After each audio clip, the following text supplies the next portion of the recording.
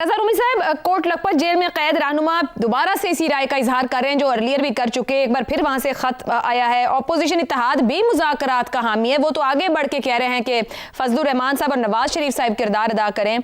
Sen voices भी मुज़ाकरात की बात करी। हुकूमत खुद कहती है कि अगर जो 9 मई का वाक़या है उसको मशरूत करते हुए निदामत का इजहार और हम मुज़ाकरात और बातचीत पर बैठे हैं। ये जो डेडलॉक की सूरत हाल है, क्या इससे निकल पाएंगे हम, या इसको यूं का तू छोड़ दिया जाए? फिलहाल कोई वे आउट मौजूद नहीं है इसमें। आशा, डेडलॉक तो बरकरार रहेगा।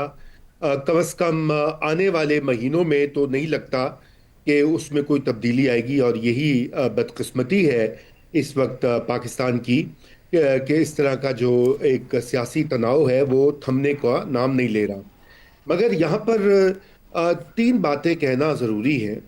सबसे पहले तो ये कि डायलॉग के अलावा कोई रास्ता भी नहीं है। और अगर पाकिस्तान तहरीक इंसाफ के अंदर से जो अभी जिक्र हुआ कोट लखपत ग्रुप, जो कि पाबंदे सलासिल है, काफ़ी दो साल से ज़्यादा हो चुके हैं, अगर वो भी कह रहे हैं कि जी हर लेवल पर डायलॉग किया जाए, और बैरिस्टर गौहर जो कि खुद इमरान खान के नामजद चेयरमैन है इस पार्टी के, वो भी यही कह रहे हैं, और उनके जो इस वक्त एलाइज जो उन्होंने चुने हैं, अचकजई साहब और अलामा नासिर साहब, वो भी यही बात कह रहे हैं। तो फिर इमरान खान को उसके ऊपर गौर करना चाहिए ना, उसके ऊपर ध्यान देना चाहिए। लेकिन मसला ये है कि वो अभी भी बात करें, जो उन्होंने पैगाम दिया है केपी के वजीर आला सुहेल आफरीदी को, वो पैगाम भी उसका है, कॉन्फ्रेंटेशन का है। यानी कि एक और तहरीक चलाएं, तसादुम का रास्ता अख्तियार करें, और यही उनको एक सूरत दिखाई देती है जिससे कि उनको रिलीफ मिलेगी और उनकी पार्टी का कोई फॉर्च्यून्स बदलेंगे। यहाँ पर डायलॉग किससे होगा और तसादुम किससे होगा? यकीनन दो ही फरीक हैं। एक हुकूमत है, और जिसका हिस्सा इस्टेब्लिशमेंट भी होती है, लेकिन चूंकि पाकिस्तान की एक खास है तरकीब में पाकिस्तान, तो उसमें इस्टेब्लिशमेंट भी होती है। अब उन दोनों से डायलॉग का जो है वो गवर्नमेंट से तो होगा, इस्टेब्लिशमेंट तो किसी मूड में नहीं है डायलॉग करने की। जो जिस तरह की बातें खुद खान साहब और उनकी पार्टी करते आए हैं पिछले 2-2.5 साल से, मेरे ख्याल से वहां तो, और जो हमें मालूमात भी है, वहां किसी किस्म की कोई लचक नहीं है।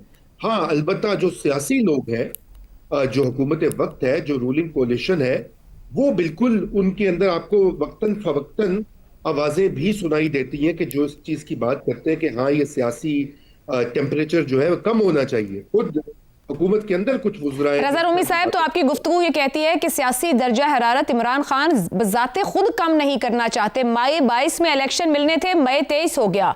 आप खुद लीडरशिप भेजते हैं मुज़ाकरात करने, और फिर आप उनको से भी नहीं देते। आप खुद अपोजिशन इत्तेहाद के लीडर्स चुनते हैं और उनको अपने अपोजिशन में नुमाइंदे भी नॉमिनेट करते हैं, मगर उनको भी पूरी से नहीं देते। तो फिर इमरान खान साहब की चाह है क्या? जहां वो बात करना चाहते हैं वो नहीं करना चाह रहे, खुद जान के सब कुछ सबोटेज करते हैं। फिर नहीं, देखिए, सबोटाज का मामला इस तरह से है कि वो खुद असीर हैं अपनी जो उनकी सियासी फिक्र या सियासी अप्रोच है, उसी के उस सियासी अप्रोच में बाकी तमाम पार्टियां जो हैं, बेशतर यूं कह लीजिए, वो सब चोर डाकू हैं। बाकी सारे सियासतदान को देखिए, उन्होंने तो अपनी दुकान ही सियासत की चमकाई। बाकी दीगर पार्टियों को बुरा भला बोल के, मजाक उड़ा के, उनके ठट्ठे लगा के, उनको चोर करप्ट करार देकर, और फिर जब उनको मौका मिला इक़्तिदार के 3 साढ़े 3 साल मिले, उसमें भी उन्होंने खूब अपनी कसर निकाली, सभी को तकरीबन बंद किया। कोई ऐसा रहनुमा नहीं है पीपीपी का और पीएमएलएन का जो कि जेल ना गया हो। और जो थे तीसरी जो बड़ी पार्टी है मौलाना फजलुर रहमान की, उनको वो क्या क्या नहीं कहते रहे। अब वो क्या इंसान दोहराए उस पूरी बात को। तो अब मामला ये है कि उनको अपनी सियासी फिक्र में भी कुछ चेंज लानी पड़ेगी। अगर वो ये चाहते हैं कि वो एक सियासत में रास्ता खुले, तो सबसे पहले तो उनको इस चीज की यकीन दहानी करवानी होगी कि जब वो बाहर निकलेंगे, और अगर उनको इक़्तिदार मिल जाता है जैसे तैसे भी, तो वो अपनी मुंतकिम मिजाजी को थोड़ा सा कंट्रोल करेंगे। लेकिन अभी तक उनकी यही राय है कि वो वापस इक़्तिदार में इन सबको या तो जेलों में बंद करेंगे या उल्टा टांग देंगे। उन्हीं अल्फाज इस्तेमाल कर रहा हूँ। जी। अब इन हालात में हाँ। कौन कहेगा कि वो बाहर निकलें?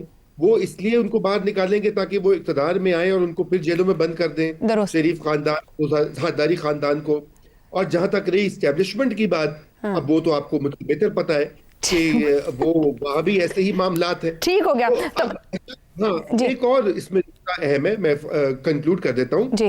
वो ये कि बुनियादी तौर के ऊपर, और जहां तक ये जो तहरीक और एजिटेशन का मामला, ये भी वो जानते हैं कि इसके इस वक्त हालात जो हैं नहीं है। वो उनके जी साजगार नहीं है, ठीक ठीक क्योंकि जो ठीक। स्ट्रीट पावर है पीटीआई की वो बिल्कुल कम है, और जिनकी है जेयूआई की या टीएलपी टाइप ग्रुप्स की, वो उनके साथ शामिल नहीं है। ठीक हो गया। तो तो टेक अवे मुझे इसलिए आपकी गुफ्तगू से ये लग रहा है रजा साहब कि वो खौफजदा हैं कि सियासी फिक्र में तब्दीली कहीं उनको नुकसान ना दे जाए। शहजाद चौधरी साहब, महमूद अचकजई साहब ने जब गुफ्तगू की तो उन्होंने कहा नवाज शरीफ और मौलाना फजलुर रहमान आगे आए और सियासी मुकालमा जो है उसको मुमकिन बनाएं, और उधर हुकूमत कह रही है कि मुआफ़ी या एहसास नदामत का जब तक इजहार नहीं होता उसके बगैर मुज़ाकरात नहीं होंगे। ये फरमाइएगा, क्या मुआफ़ी को मुज़ाकरात से मशरूत करना सियासी मसले का हल है या मजीद महाज आराई?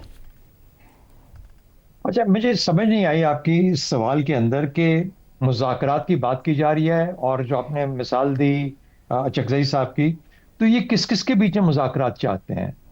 माफ़ी किसी और से लेनी है, मुज़ाकरात किसी और के साथ करने हैं, कुछ पार्टनर फॉर डायलॉग है वो मुख्तलिफ लोग हैं, तो इसलिए क्या ये सब इकट्ठे मिलके माफ़ी तलाफ़ी करेंगे और कोई पॉलिसी वज़ा करेंगे, या ये कि पीटीआई हो या कोई और हो उसको मुख्तलिफ लेवल्स पे मुख्तलिफ किस्म की गुफ्तगू करके माफ़ी तलाफ़ी अपनी करनी है? मुज़ाकरात का मकसद होना चाहिए ना, मुज़ाकरात से क्या हासिल क्या होगा? आप इमरान खान को मुज़ाकरात पे जब कायल करेंगे, या फॉर दैट मैटर अब जब हम अपने बहस कर रहे हैं, तो हम इमरान खान मुज़ाकरात क्यों चाहेंगे, किस लिए चाहेंगे? उसके नज़दीक कौन से अहदाफ हैं जो वो हासिल करना चाहता है मुज़ाकरात से? या आप ये कह सकते हैं कि वो चाहता है कि मेरी जान बख्शी हो जाए, या वो चाहता है कि मेरी कैद माफ़ हो जाए, यही कह सकता है ना। तीसरा, उसके पास सूबा है, उसकी सियासत है, उसकी पार्टी कायम है। अब उसकी पार्टी पे और उसके सूबे पे डिपेंडेंट है कि वो सूबा कैसा चलता है, और पार्टी अपने आप को किस तरह मुनज़्ज़म रख सकती है। तो सियासत में तो कोई मुश्किल नजर मुझे नहीं आती। आपने कहा सियासी अदम इस्तेकाम, कौन सा अदम इस्तेकाम? यानी किसी ऑपोजिशन का होना, सियासी ऑपोजिशन का होना अदम इस्तेकाम हुआ करता है? ये तो पाकिस्तान के हर दौर में जब भी जमहूरी दौर रहा है, एक पार्टी इन पार होती है, एक दूसरी ऑपोजिशन में होती है, तो इस्तेकाम तो मुझे अदम इस्तेकाम तो नजर नहीं आता कहीं पे। और दूसरी बात, एहतजाज की बात की आपने, 26 नवंबर के बाद, पिछले साल के बाद से, यानी 24 के बाद से, तो मुझे कोई ऐसी कोई एहतजाज की भी कोई शक्ल नजर नहीं आती। तो हम किस चीज के ऊपर इतना बड़ा एक, हाँ, अगर आप पाकिस्तानी के तौर पर सोचते हैं और ये कहते हैं कि हम पाकिस्तानी, हम लोग, आम लोग, हम सब लोग परेशान है कि हमारा मुल्क किस तरफ जा रहा है या किस तरफ जाना चाहिए, तो फिर मैं आपसे एग्री करूंगा। उसके लिए फिर देखिए, चार्टर ऑफ डेमोक्रेसी हुआ तो कैसे हो गया? और ये सब मुख्तलिफ किस्म के मुख्तलिफ ख्याल लोग थे, सियासी लोग, वो इकट्ठे हो गए किसी एक चीज पे। कोई ना कोई एक चीज तो थी जिसके ऊपर इनको इकट्ठा किया उन्होंने, जो अब ये सब इकट्ठे हुए कि एग्री कर रहे थे, कंसेंसस क्रिएट हुआ।